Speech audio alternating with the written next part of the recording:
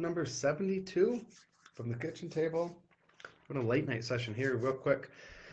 If you're doing this, please stop. This was something I saw in a Facebook group. It was actually yesterday. Or no, I'm sorry. No, it was this morning. I just flipped it open on my screen just to kind of take a look at it. No, I apologize. It was yesterday. It was a guy he had posted his results from. He was running some Facebook ads. It sounded like he was very new to Facebook ads. I don't know if this was the first campaign.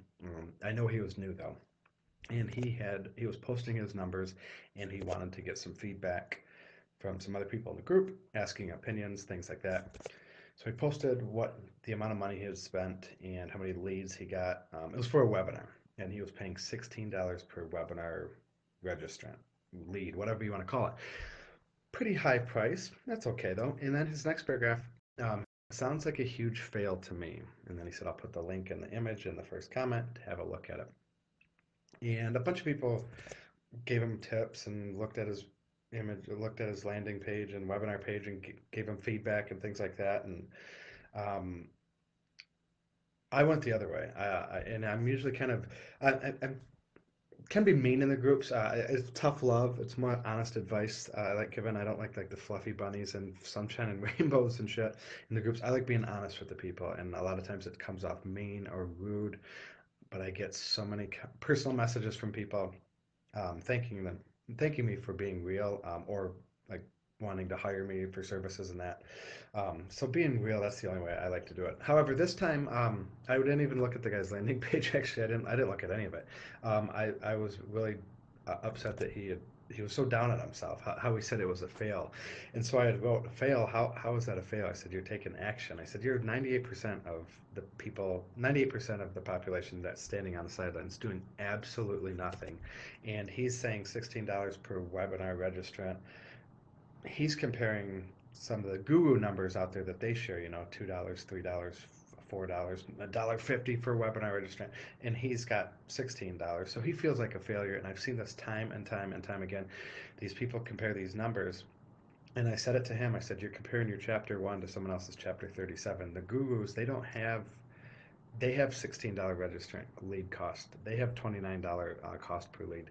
They have maybe $38 cost per lead. They have $11 cost per lead. They don't tell you that part, That's when they started, they have that. And over time, you get better at things. You get better at things, and you dial it down. You get under 10, and then you get under 8, and then you get under 5, So $16 is great. It's a great, great start. You got something to work with. And that's what I told him. I said, don't teach or don't compare yourselves your chapter 1 to someone else's chapter 37. They're way ahead of you. They might have 3, 4, 5 years experience. They might have a team of people. They might have an agency that they hire. So don't compare yourself to others. I know it's so much easier said than done. I am guilty of it. I probably do it on the daily. I'm getting much, much better at it, but try not to compare yourself to others. I also talked about like I said, most gurus won't share the unsexy numbers because that doesn't sell. They're out to sell a course or some coaching or something. They're out to sell you something. So they're only going to share the winning campaigns. I've been doing Facebook ads almost 5 years now, and majority of my ads fail.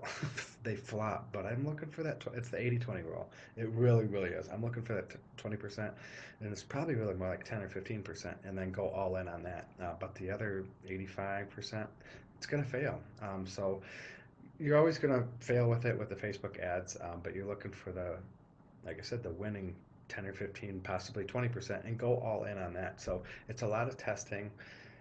And then the last thing I told him, it's a lot of testing, a lot of failing, if you want to call it failing. And I told him at the end, I said, keep swinging the bat, you'll eventually hit a home run. And that's how you have to look at it. I really compare it to baseball. Like 10 ads that you run, you're probably going to find one winner that does really well, and you might find one that it's a single or a double. It does okay, might not last that long, but 7 or 8 of them are probably going to be ones that you lose money, or they're going to be where you learn or fail, whatever you want to call it. So that's my advice. Don't compare your chapter 1 to someone else's chapter 27, 38, 147. You have no idea the history. Like I said, they could have been doing ads for years and years. They might have an agency helping them. They might have a team helping them.